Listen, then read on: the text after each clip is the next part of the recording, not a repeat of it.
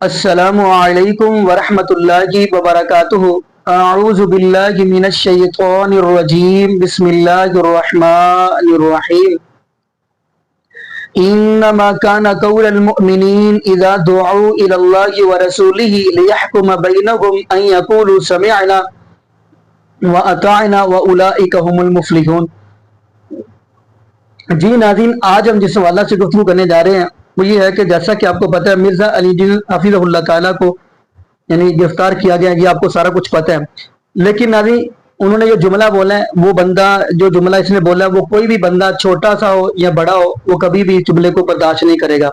لیکن ناظرین یہ بھی بتاتا چلوں کہ مرزا علی جن حفیظہ اللہ تعالیٰ نے ہمیشہ لوگوں کو قرآن اور حدیث کا پیغام دیا ہے، یعنی بتایا کہ قرآن یہ کہتا ہے، نبی پاک صلی اللہ علیہ وآلہ وسلم کا فرمان یہ کہتا ہے۔ لیکن اگلی بات میں یہ کہتا چلوں، یقین مانیے میں ان کے ساتھ اختلاف رکھتا ہوں۔ پہلے نمبر پہ اگر نبی پاک صلی اللہ علیہ وآلہ وسلم کے صحابہ کی بات آئے گی تو اگر وہ کوئی ایسی ویسی بات کرے گا تو میں نہیں مانتا اس کی بات کو، میں پھر اس کو جانتا ہی نہیں ہوں۔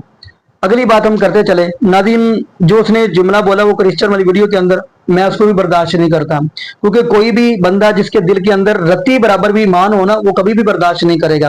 لیکن ناظرین میں آپ کو ایک گفتگو سنوانے جا رہا ہوں، یہ ہے شیعہ ذاکر علامہ جواد نقوی صاحب حفیظہ اللہ، انہوں نے یعنی مرزا علی جن حفیظہ اللہ تعالیٰ کے بارے میں کیا گفتگو کی آج وہ ہم سنیں گے۔ یعنی شیعہ ذاکر بھی گفتگو کرنے پہ مجبور ہو گئے یعنی ان کے بارے میں، تو ناظرین وہ ہم گفتگو سنیں گے۔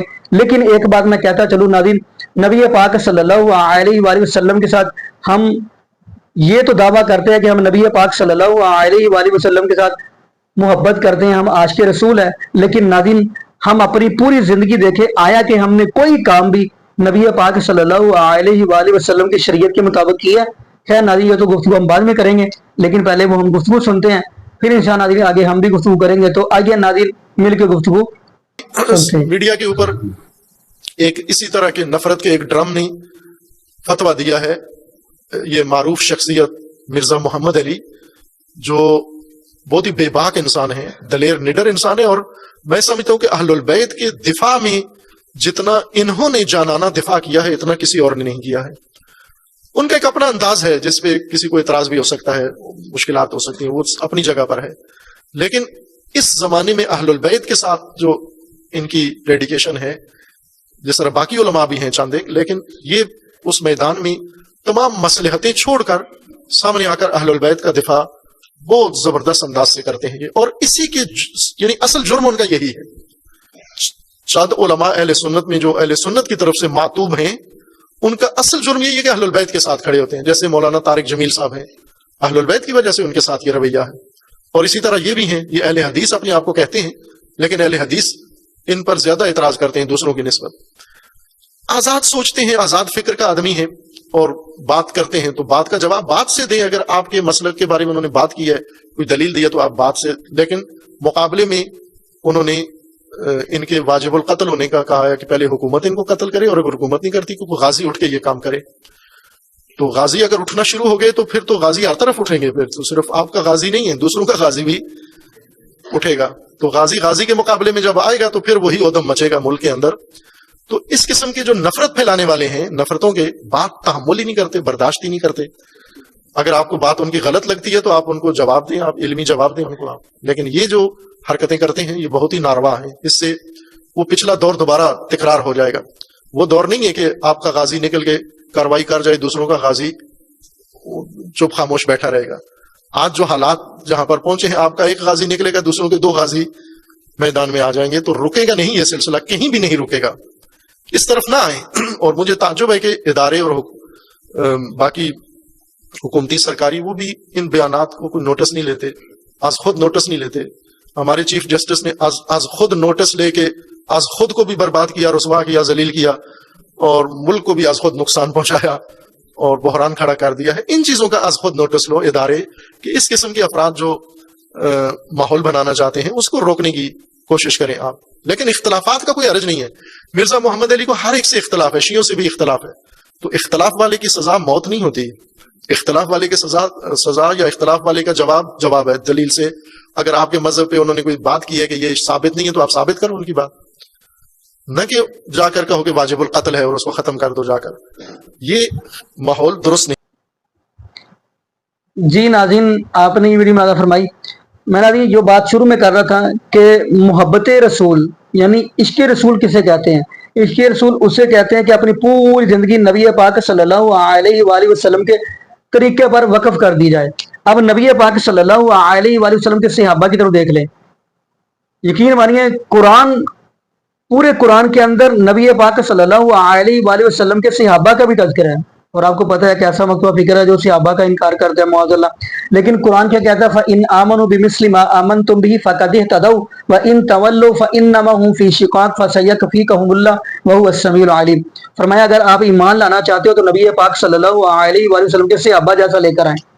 اور اگلی بات، نبی پاک صلی اللہ علیہ وآلہ وسلم کے صحابہ تو وہ ہیں جن کو محبت ہوگی. دنیا دار بندہ دیکھیں نا، اس معاشرے کے اندر دنیا دار بندہ دیکھیں گے اس کو یا کوٹھی کے ساتھ ہوگی یا پیسے کے ساتھ یا دولت کے ساتھ یا اپنی یعنی فیکٹری کے ساتھ. لیکن نبی پاک صلی اللہ علیہ وآلہ وسلم کے صحابہ وہ ہیں جن کو محبت بھی ہوئی ہے. وَلَٰكِنَّ اللَّهَ حَبَّبَ إِلَيْكُمُ الْإِيمَانَ، اپنے ایمان کے ساتھ محبت ہو گئی ہے. یہ نبی پاک صلی اللہ علیہ وآلہ وسلم کے صحابہ ہیں جن کو محبت ہوئی ہے تو ایمان کے ساتھ. چلیں میں ایک آپ کے سامنے حدیث بھی بیان کرتا چلوں. نبی پاک صلی اللہ علیہ وآلہ وسلم کے صحابہ، نبی پاک صلی اللہ علیہ وآلہ وسلم کے صحابی غالباً سنن ابو داؤد کی حدیث ہے. نبی پاک صلی اللہ علیہ وآلہ وسلم نماز پڑھا رہے ہیں، صحابہ پیچھے پڑھ رہے ہیں، تو نبی پاک صلی اللہ علیہ وآلہ وسلم کے صحابی نے بول دیا.